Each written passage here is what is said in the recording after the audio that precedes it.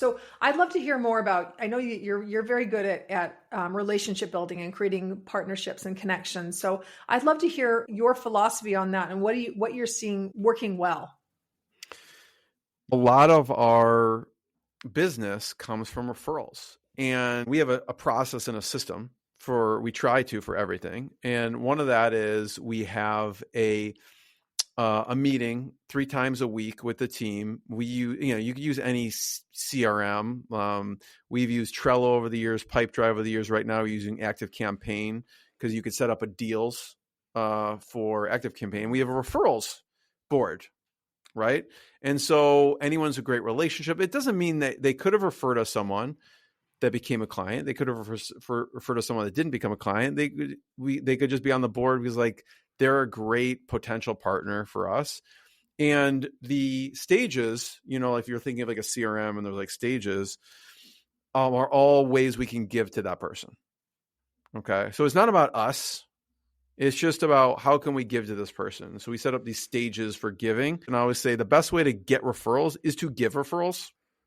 Right. And by the way, giving referrals for us does not mean we have an expectation to get referrals. We're just giving referrals because we want to give referrals. Right. And there's an expectation there of we're not expecting like an eye for an eye or something like that.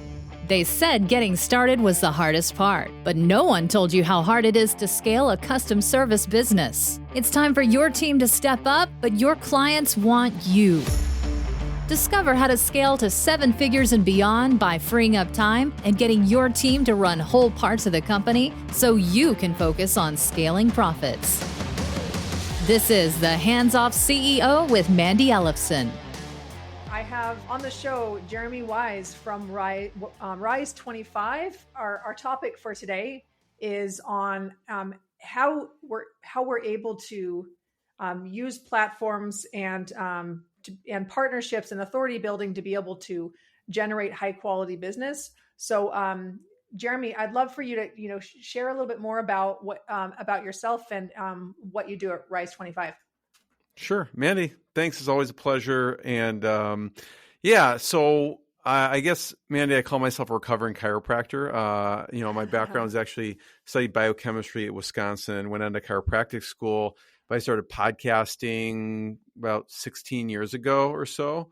It's because they don't teach you that stuff in business or marketing or anything like that in chiropractic school. So I went out to these conferences seeking out what can I be doing, right? Because you're running a small business. And I stumbled across this thing called podcasting. And so that by accident turned into a separate business. That's what I do at Rise 25. We help, businesses launch and run podcasts.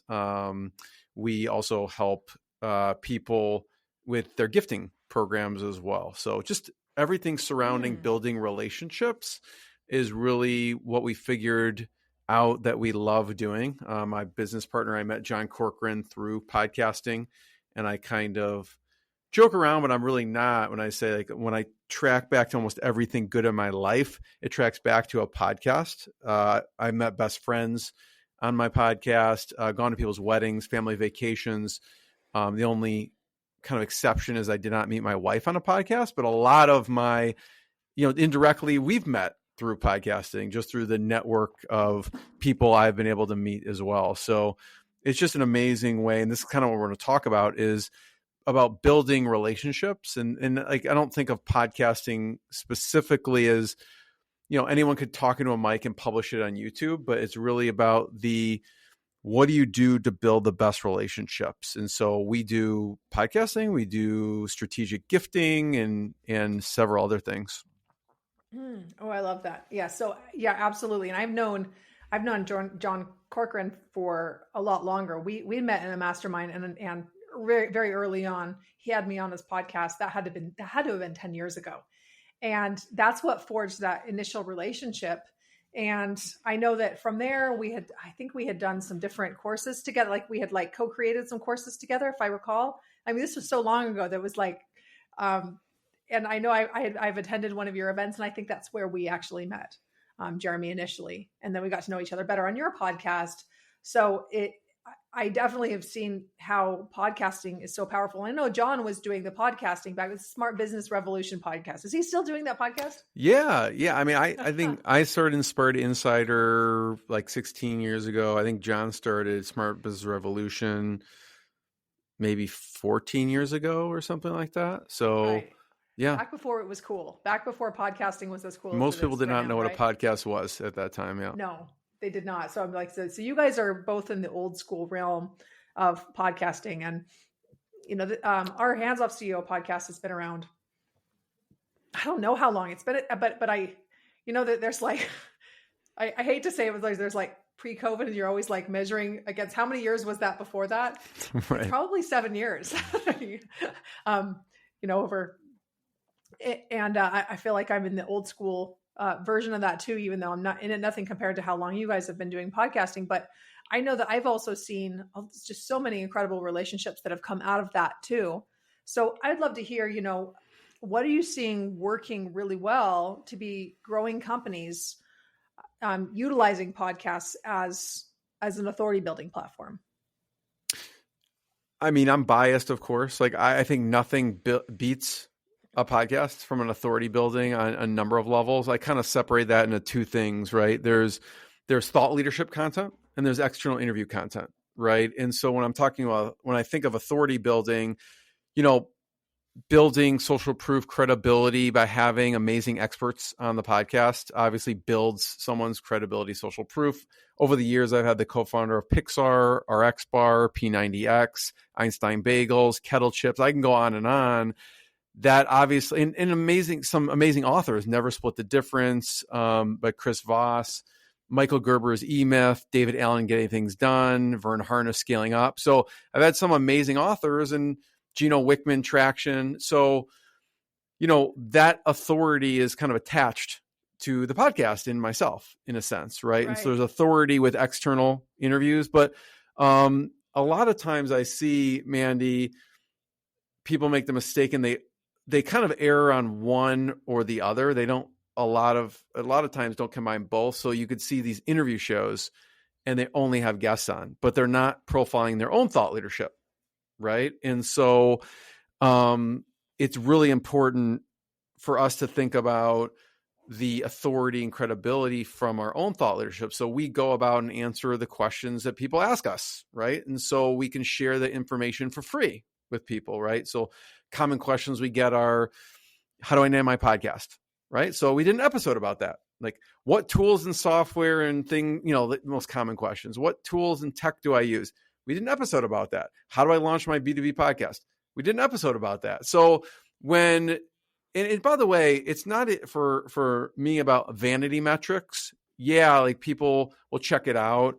But it is about using it strategically also in the discovery process with people, because it delivers value to them without me necessarily having to be there. Like if I'm talking to someone and they're asking me questions, I'll give them the answer, but I'll say, hey, listen, we did a full 20-minute deep dive on this exact topic. I'll send it to you. And then here's actually 9 other topics that are the most commonly asked questions that we did deep dive on. So people come to a call, and even before we do a call with someone, say someone's interested, we'll say, hey, here's the common questions we get. Check them out. I look forward to chatting on the call. So sometimes people come and they've watched 7 videos before. Sometimes they've watched 0. And I just go, actually, the one that you're asking, here's the one. I'll send it to you afterwards. It was actually, we sent it before, but people are busy. And so it's just a good follow-up for content as well. So I kind of think of those 2 categories when it comes to building authority. Well, I think that's really smart too. With what you curated a piece of content that actually said these are the 9 most common questions, and it shows that you've thought through it. You've thought through what are the challenges that they're going to be having, and you proactively have provided solutions. So even if they don't listen to those episodes, they know that you have an answer for this, and they know that you're anticipating their problems. Yeah, that's a great point. It's like it becomes a running joke. You're like, ask a question like, we have an episode for that, here's the answer. We have an episode for that, here's the answer. Like you've thought it through, and you're kind of one step ahead because you've done this for so long. Right. Well, I like this, and I that's a great idea. I think that we might actually we haven't actually done that with the common questions, and I think that's really smart. We've done that with a lot of case studies. So, and I think that maybe even to add to that is to look at how can you answer the questions and then share a case study as part of it, like to share a story, because everyone likes an example so they can see themselves in it. You bring things up, and we actually did an episode about this, Mandy, the 10 different types of thought leadership episodes everyone should create. So yeah, there's thought leadership, right? Which when I say thought leadership, I'm saying that team, your individual and your team's thought leadership. It doesn't necessarily have to be just you or me. It could be people on the team. And so there's 10 different types, right? And so one of them is actually a case study.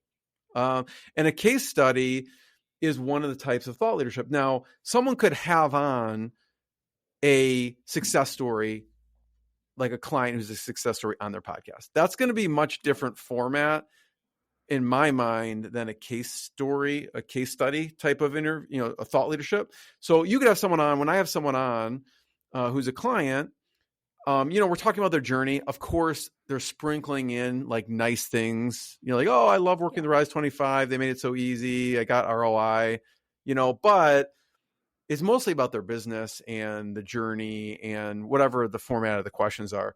But the case study one, which is a great type of thought leadership episode, is I get to control the narrative. So I get to walk through the things that they, obviously how they came to us, what questions they had before even working with us, walking through their journey, with us, and then some of the after effects. So that's a great type of thought leadership episode for sure. And here's the thing, some of the pushback I get with that, Mandy, objections with that is, well, I haven't gotten approval. I go, well, you don't have to even, you could, it's good if you can mention their name and their company. Usually people like a shout out. And usually I'm not sharing specific metrics or, sensitive information about it really, because, it's more about the journey that I'm walking through, but you can make it anonymous, right? You could say, hey, we worked with this software company on the West Coast, and here's some of the stuff they're experiencing, because most of the time, as you know, the stuff they were experiencing is similar to what everyone else is experiencing. Like, oh, they didn't have a good way to reach out to people. They didn't have a great, system for reaching out to clients, potential clients, partners, right? So it's going to be a very similar trend with all the types of businesses. I don't have to divulge sensitive information. Right. Well, and I actually, I love your perspective on that. There's some different kinds of interviews that you can do on this, I've noticed too, because you have some clients that are not going to want to share some of those details, particularly in a podcast episode, because they're coming on a podcast episode, they want to promote their own company. So their prospects may see this. So it has to be done within a context that they can feel confident sharing on LinkedIn, for example. So that's one thing that we looked at, and we've done this a number of different ways on our podcast too, because there's nothing that builds credibility and proof like you showing a case study on your website of the certain amazing results that someone has gotten. And by the way, they did a podcast episode. You can hear this on their podcast. They're like, okay, this is a real person, right? And we have done both though. We have seen that in more of a case study testimonial video, they're going to be sharing way more, because it's not going to be forward posted on LinkedIn with them tagged on it. Right. So I think that there's finding the balance there. And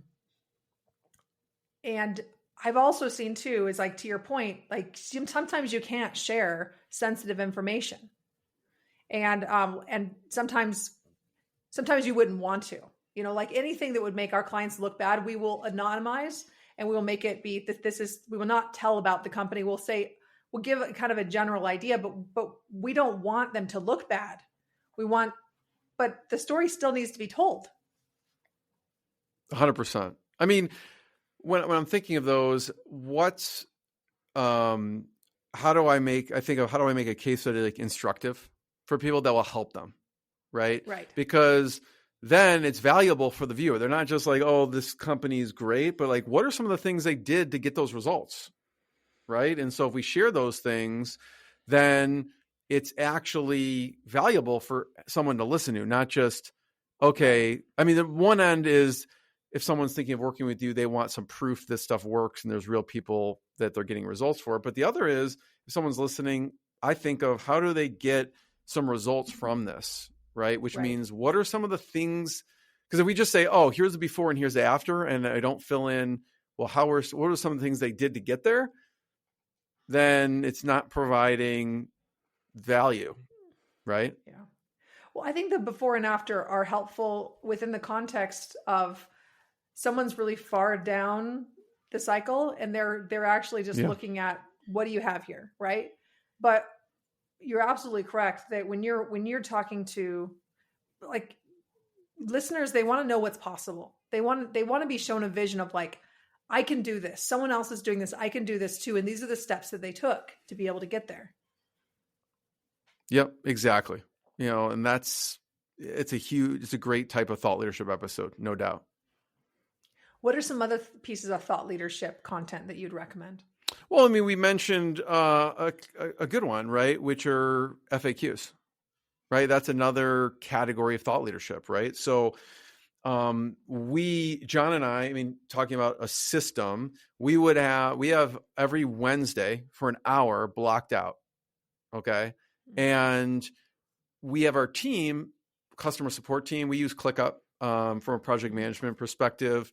When the team gets questions in, they put it on a ClickUp board, which is our thought leadership, right? It's a thought leadership board. And so we go in on Wednesday, we go, okay, which ones have we not answered, right? And sometimes it's just a different way of asking the same thing that we've already done. So at this point, since we've been doing it for so long, we don't really there's nothing really to record, right? We've answered almost every possible question at this point from a podcasting standpoint. But that was our process, right? We have a standing meeting. The team adds questions to that ClickUp board. And then we set to record. And the other thing I recommend doing with thought leadership is not doing it alone, right? Because so when we do thought leadership, and we do this with our clients, if we have a client, we will brainstorm the thought leadership episodes and we'll actually interview them for those episodes. Because when you get in front of a mic and you start talking, one, if you were to do that, Mandi, you'd probably have to prepare something and you're like, okay, what am I going to say here? And you kind of, for one, I find it more engaging to listen to a conversation than just having someone talk. Also, the other reason is it's easier to produce the content, right? You could just sit back, relax, and people, the person, asks questions and really goes through that. The second is when you're being interviewed, you're the authority. Right. So you're having it's a little strange, but you're having someone interview you on your show. Right. And so that's the other recommendation I have. Yeah. And to have someone interview you on the show, who would you usually say is a good fit for that? Well, I mean, you have a business partner. Yeah, exactly. Like John and I get on. I mean, it could be someone in the company, just someone who's curious. Who's gonna kind of pull stuff out of you, right? So we have a couple people on the team that will actually interview our clients for these type of episodes. But if there's someone on your team that's, good at asking questions and maybe they're familiar with the process, sometimes it's an advantage to not be familiar with the process a little bit because you ask from a mindset where you don't know. Right. A beginner's mindset. And that's where sometimes the clients are coming from. Right. So if we, not that saying I use like industry jargon or something like that, someone be like, I don't know what you just said there. Right. And so it makes a person actually explain it from that beginner's mindset. Right. Well, and even just sitting across from someone who doesn't have the industry knowledge will force you to talk about it in a different way, which is going to be more approachable to prospects anyway. Yeah. So, but it's an important type of episode, which I see a lot of shows. Sometimes they only do those type of shows, only do the thought leadership episodes, and they don't do external interviews. And I think those shows are missing out on a lot as well, right? Say more about that. Yeah, I mean, when we're looking at having guests on, so that people are like, oh, I just want to record stuff for our own thought leadership. Well, then what we typically see is they're pushing those episodes out on social, and they're getting crickets, right? But when the beautiful thing about a external interview, right? Like when you publish this on LinkedIn, guess what I did? I tagged people. I liked it. I commented on it. It has a natural virality to it with the guest. And I'm not looking from like a vanity metrics perspective, because everyone's going to have varying degrees of reach, but I look at quality over quantity, right? Like the same type of people of the guests that you have on, and they're probably friends with, and that's who their circle is with. And so when I share it, other founders, entrepreneurs, because that's most of my network is founders, entrepreneurs, is going to see it, right? And so there's a built-in virality to it.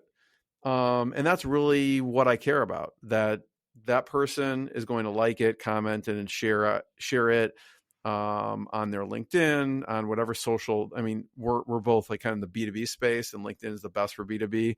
And they may share it on other platforms, but on LinkedIn is key. So there's that. The other objection I get, and he's like, well, how many people are going to see it? Who's going to look at it? And what I say is like, who cares? Like if the person who I am interviewing is proud of it, that's the only thing I care about. Okay. And if they're proud of it, they're going to share it. And even if like I've had people they've sold businesses for hundreds of millions of dollars. Okay. And they took the interview and they shared it on their LinkedIn, and maybe 6 people liked it and a few comments. Most people look at that and they'd be like, that sucks, Jeremy. Like, what are you wasting your time doing this? And I'm like, you don't understand. That person, one, was proud of it, and I'm thankful that they were proud enough to share it. And I have a relationship with that person. Okay. Right. And that's what I care about. And that, like, that's all I care about, actually. Now, of course, I want people to see it, but I can't control that. But the person shared it, and like 4 or 5 or 6 of their high level network sees it. That's a win for me. Right. Well, here's the other thing about LinkedIn, especially your amount of comments and likes and engagement. I mean, those are really nice to have that, and it can make you really feel like you have a good pat on the back. But the reality is that like I've had clients look at posts before that they didn't like, they didn't comment on. Totally. And the ones that are buyers are oftentimes lurkers. They're looking at what you're doing, and then they are quietly reaching out and never making a single comment. That's a good point. Yeah. I may know someone, I may get a text from someone where I posted something on LinkedIn, and I looked back and they never liked it or commented on it. And I'll give them a hard time. I'm like, why are you texting me? Why don't you like and comment this thing, and share it? But, and by the way, it could be people who I featured in the post, Mandi. And so I'm like, or another example would be, this just happened the other day. I posted about someone. I took a picture of the computer and I texted them the picture. I'm like, hey, I just posted about you. The interview was live. This was like a 30, 60 second snippet of that interview that went live several weeks ago. So I took a picture, texted them the picture. I'm like, hey, I just posted about you. Hope you're doing well. Like, oh, thank you. I'm like, don't thank me. Go like the post. Okay. Or go whatever with the post. And I sent them a link to the post, and they liked it. And I sent them back a message and said, this is all about your company. Go like it, go tag other people on it, and go share it. Like, this is not about my company, by the way, And so sometimes people they're busy and they'll just hit like, and they'll forget to do the other things that will get them more attention. I go, listen, we created this cool marketing video about you. Like, go just take it takes 10 seconds to do those things, right? And sometimes I have to connect the dots for people on that in a nice way, because literally it will help them. So I know exactly what you're saying, because what can happen is that they just might not know what to do with it. And I remember this was years ago. It probably was a decade ago. And I was on a podcast with this really nice gentleman, and they put together this really nice highlight reel of it. And they're like, you can go ahead and use this for your own promotional and that stuff. I'm like, oh, well, thank you very much. And I didn't share it. I still remember back to like, how selfish was I that I didn't share it? And it was because I didn't actually know that like the right thing to do was to go and share this and to promote it, because it helped the podcast. It returned the favor that he was doing by featuring me. And it also helped me too. It's like a win-win situation. And I think that a lot of people just don't know how to be good guests. Yeah. I know, but the more work we make someone do, it's harder. Like if I give you the video, that's making you do work. Like now I got to take it, I got to download it, I got to post it, I got to think of what to write. So I like to take all of that out. So I'm posting it, writing the description, tagging them. So literally all they need to do is like, comment, share, whatever they're going to do with it. Right. So I think, again, not saying you are wrong or right. Like, cool, it's about your company, it's giving you a market, but it's also work that you have to now do where you're busy, or you're like, I'm not sure what to do with this, or listen, I have writer's block, I don't know what to post about this. So I like to take all of that out of the equation when it comes to make it really the easy. guest. Yeah. Well, and that's exactly it too. And that it's easier to do that than it was 10 years ago. Like that, like the way that this was pretty early days of YouTube.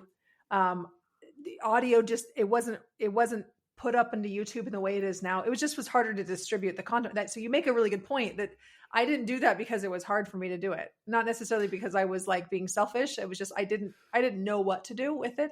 So I think that's really smart that you're going and saying you're making it be as easy as possible. Yeah. And even if it's not hard, it's still, people are busy. Like you have a million things going on. Like that's another thing on your to-do list. Like it's pushed to the bottom, So I just assume people have, 30 things that they have on their to-do list, and posting a video that we did with them is not one of them. It's not going to make it to the top of the list. So no. Yeah. So I'd love to hear more about, I know you're very good at relationship building and creating partnerships and connections. So I'd love to hear your philosophy on that and what you're seeing working well.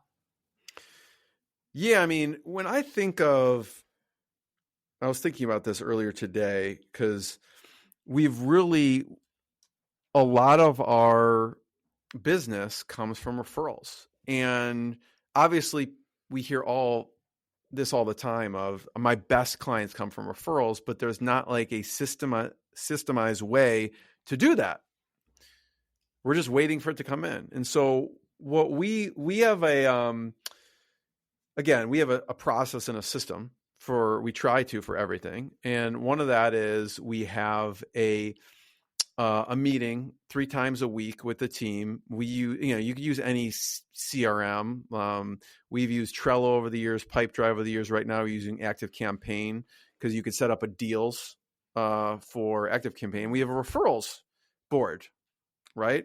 And so anyone's a great relationship. It doesn't mean that they could have referred us someone that became a client. They could have referred to someone that didn't become a client. They could just be on the board because like they're a great potential partner for us.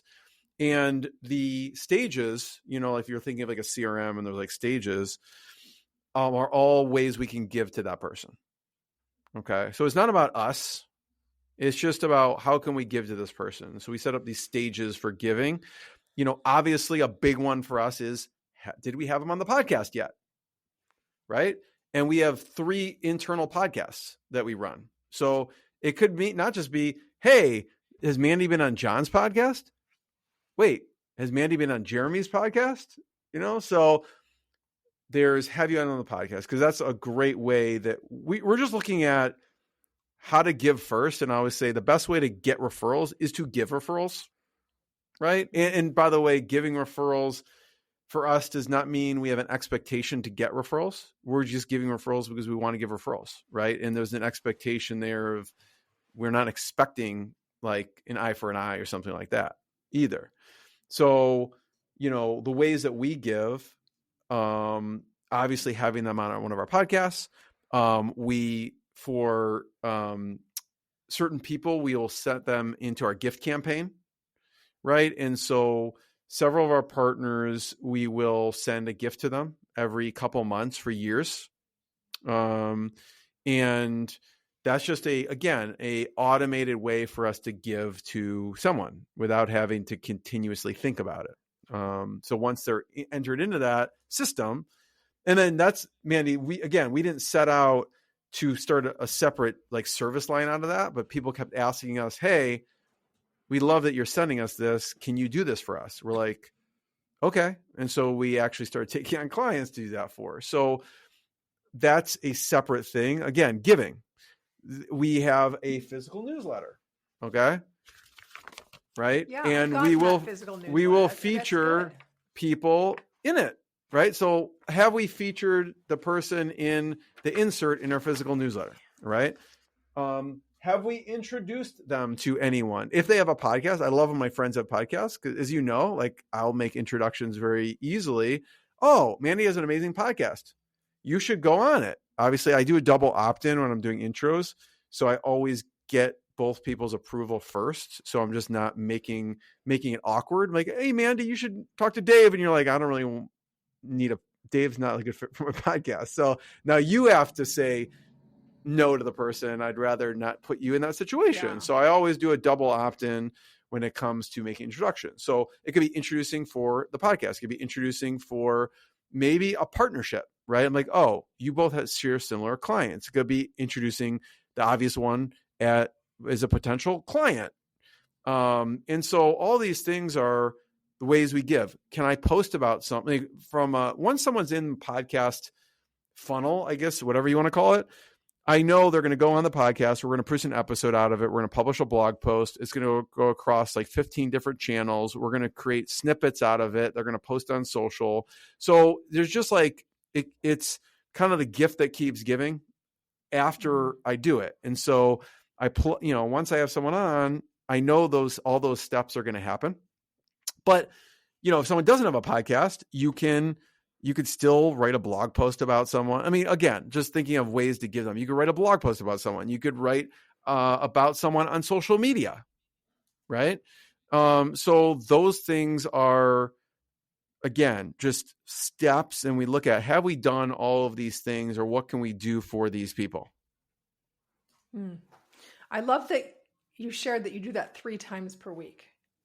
Is that what you said? 3 times per week? Oh yeah. Yeah, we have a call 3 times per week to go over that. And like, the thing is, people are like, Jeremy, like you're following up with, just saying hello. And my follow-up is never like saying we should do business together. It's just to check on people and see what they're working on, so I know how I can help or how I can add value. So my follow-up is usually more, what are you working on? What are you focused on? There's certain services, certain clients, whatever it is. And I'm just thinking of ways how I can help. And one key thing that we do, Mandi, I'm glad you brought that up, is, we have 4 people on that meeting and everyone's doing their own outreach. So we have one person leading that meeting. Okay. And they're like, hey, Jeremy, we have a task for you to follow up with Mandi. You haven't talked to her in like 4 months. I'm like, oh God. And hey, John, you have this, and you have, so they're kind of directing us. But the key is too, if I'm like, oh yeah, I'll message Mandi, see what's going on. I haven't messaged her in a while. Wow, my God, it's been like 6 months. I'll always set a follow-up task on there. So through ActiveCampaign, or I'm sure any Pipedrive or, Trello or whatever, we send a follow-up task in the future. So that meeting, we're only going over the ones that are assigned for that week. So I may go, oh, I have to make sure Mandi had like a cool event. I have to make sure that I follow up with her, in February after a cool event to see how it went, assign a task in, February 17th or whatever. Right. And so I always want a follow-up task on each of these in the future. It could be a year, right? It's like, listen, I'm not that close with this person. Maybe I'll just check in next year to see what's going on. right? And so, Right. but I always want something in the future. So I love that you're doing that because you're proactively you have a system around it. So it doesn't just all happen at the time of desperation when your pipeline's really low. No, yeah, it's just, it's happening every week. Yeah. So then how are you seeing the kind of results for your company or for the clients' companies that you're doing this, helping them put these kind of processes in place? How are you seeing that as far as lead generation compared to other channels like, say, paid ads? Well, I could say we're not experts at paid ads. We have hired people, and I joke around that we had $8,000. We can get you $8,000 leads because I think we got one lead, and it cost us $8,000 total for the campaign, and the person didn't show up for the call. So we are not experts at that at all. So I cannot speak to the paid ad side of things. But from like a high value B2B relationship, right? Stuff trickles in every week because of that, right? Because we've, formed these relationships and these touch points, right? And like, I'll say example was the other day, there's someone who's an expert in the food and beverage space. And I introduced them to be a guest on a podcast. I introduced actually a potential client to them. I, tagged them in a post that like is relevant to their industry a few times, and just kept in touch over 6 months. And then, the other day, they're like, oh, Jeremy, I have someone who'd be perfect, who they really need to build their brand.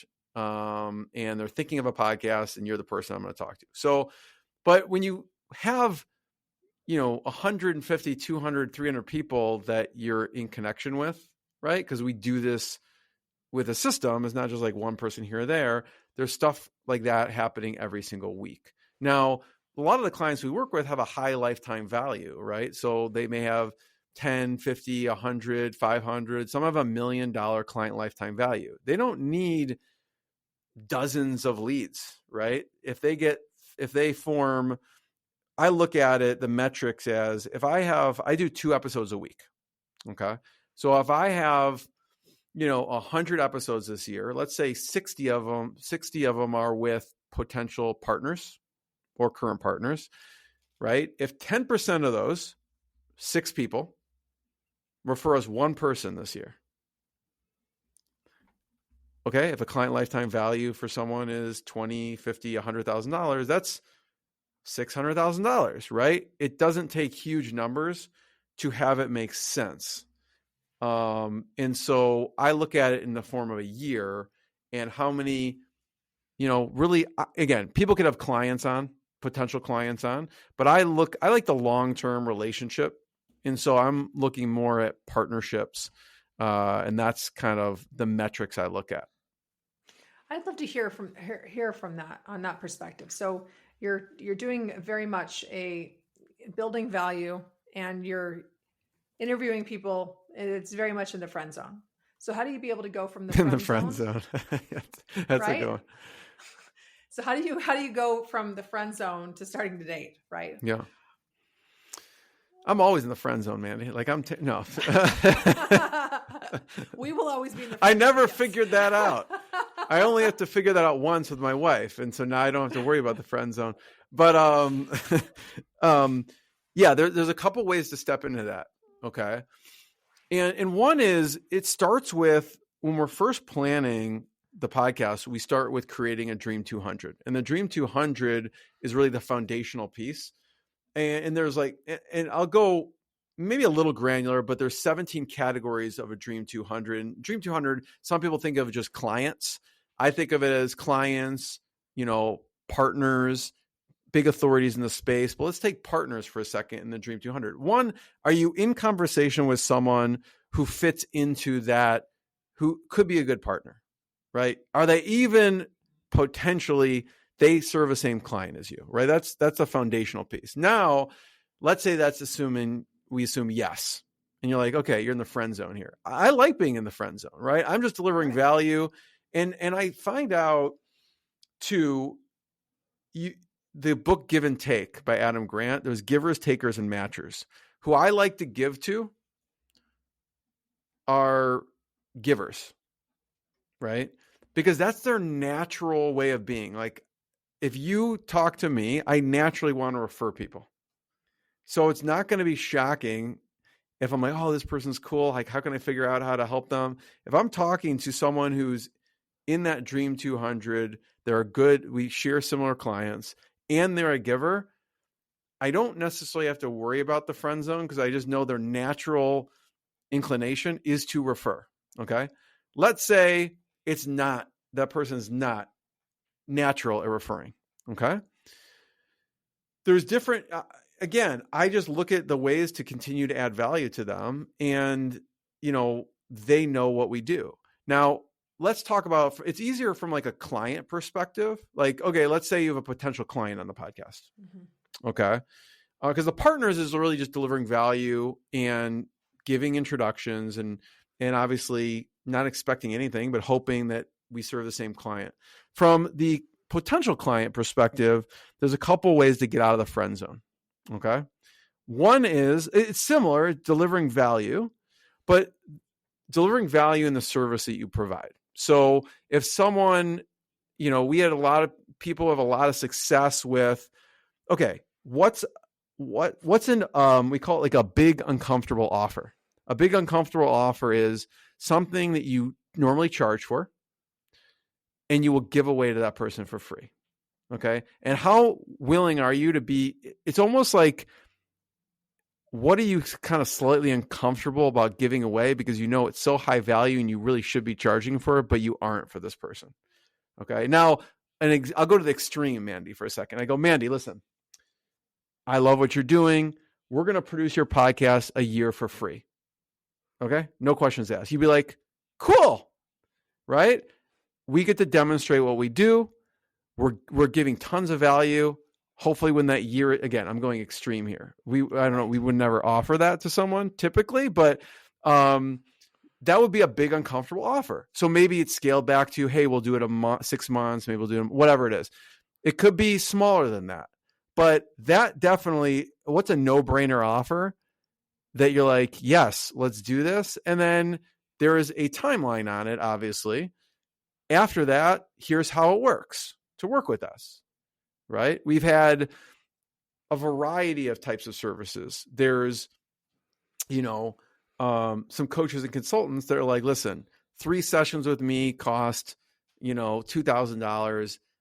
And they've given that away. I'm going to do 3 sessions. After that, here's how it works to work with me. But I want to just deliver value to you. I know I'm going to help you and you're going to love it, whatever it is. Right. And so stepping into that is just delivering value, but like in the exact type of service that you provide.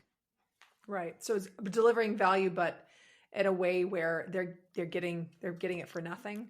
They're experiencing value, but it's experiencing some piece of the work that someone does. Right. Yeah.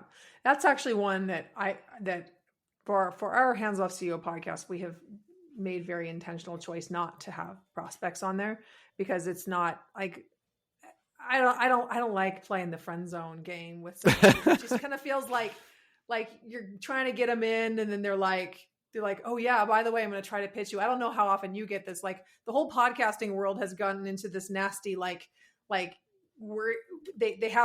putting you in a funnel, and like, it's just kind of gross the way that's happening. And I don't know if everyone's seeing that, but I get pitched about this constantly to come on podcasts that that are clear that that is their intention, especially by the questions that they're asking. You're like, am I applying for your service here, or am I coming on your podcast? Right.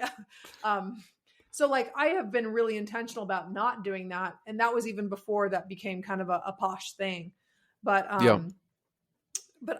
it has to be done like a tasteful manner. Obviously, if someone's going to do that, and I'm kind of in the same camp as you, like I typically, focus on great partners and people in that realm, but sometimes people fall into both buckets, right? Which I don't realize. Like afterwards, they're like, oh, Jeremy, like, we've been thinking of starting a podcast. I'm like, okay, cool. I had no idea, but happy to lend a hand and, give advice, or if you want, no pressure. Right. That's just my demeanor is more low pressure. So even if someone's like, yeah, I want to use you, I'm like, well, let me help. Let's see if I can help Right. you. And if you want to, you can. But that is, that is a concern for some people. Like, well, I don't want to feel like I'm pitching someone afterwards. I'm like, well, then give them a really amazing, uncomfortable offer that's delivering so much value. And afterwards, it's very simple. Like, you're not pressuring them to work with you afterwards. You're just like, here's how it works after, but I want to do this for you. And usually in that case, Mandi, if it's a big, uncomfortable offer, they're not going to offer it to everyone because they would go out of business. Right. So it's something that the person's, they just, whatever, resonate with the person. They think it's a fit. They think they can deliver a lot of value. So. Yeah. Well, and, we have clients who have actually been quite successful with that. One of our clients, Jerry, I know he's brought in 7-figure deals from his podcast, but a lot of what they're doing is connecting with their partners, and they're developing those relationships that really build the company, and that more than anything else is growing the company. So it proves exactly what you're saying there, and it absolutely can be done and done well. So Jeremy, if people want to find out more about what you do and Rise 25, where can they find you? One, you could check out the interview I did with Mandi on inspiredinsider.com. So you go to inspiredinsider.com. You could search for anything on there. All the interviews are free. Any keyword that you're interested in, if it's SaaS companies, if it's whatever it is, search for it there. I'm very active on LinkedIn, so you can look me up on LinkedIn, connect with me there. And obviously rise25.com is our main website as well. And people always ask me, tools, software. So we created a cheat sheet. It's free.